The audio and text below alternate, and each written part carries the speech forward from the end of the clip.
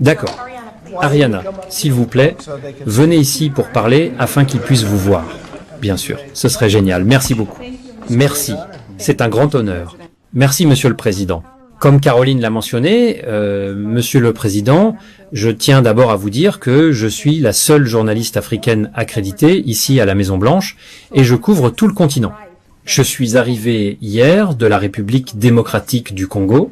Je suis allé voir de mes propres yeux ce que ressentent les gens et le message du président, le président Félix Tshisekedi, concernant cet accord de paix à venir.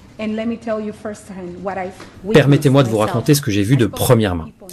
J'ai parlé aux gens dans la rue, ils connaissent votre nom, ils savent qu'un président nommé Donald Trump travaille dur pour enfin ramener la paix dans le pays. J'ai vu de l'espoir. Ils ont maintenant de l'espoir pour un avenir meilleur au Congo. Ils voient ce que vous faites comme un avenir meilleur pour le Congo. J'ai eu l'occasion de m'asseoir avec le président Félix Tshisekedi pour une interview, car je voulais comprendre ce qu'il pensait, ce qu'il ressentait concernant tout ce que votre administration fait.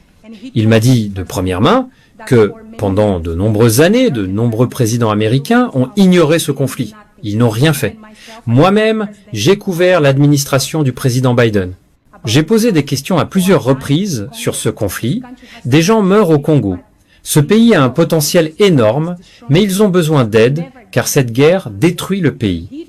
Ils ne m'ont jamais donné de réponse. Et il m'a dit, le président Tshisekedi, qu'il est vous n'avez pas idée, très reconnaissant pour ce que vous faites, pour ce que votre administration fait.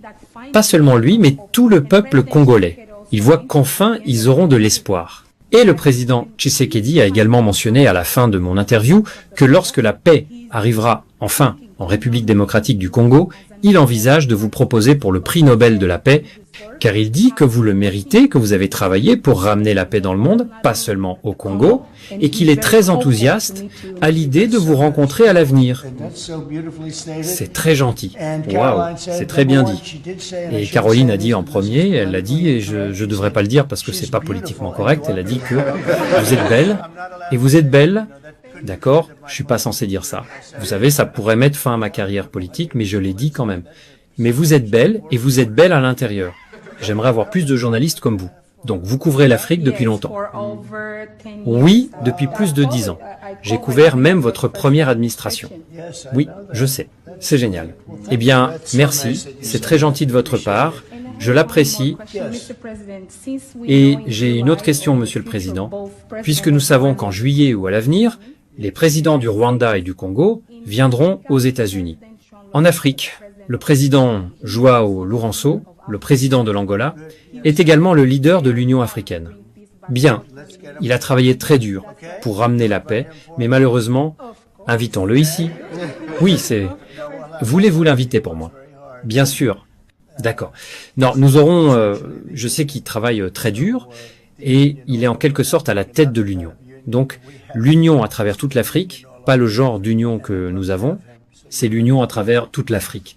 Et j'aimerais l'avoir ici. Donc, vous lui ferez savoir, bien sûr, Monsieur le Président, merci beaucoup. Maintenant, retournez à votre place, d'accord? C'est un excellent travail. C'est une vraie connaissance et un vrai cœur aussi. Félicitations, d'accord?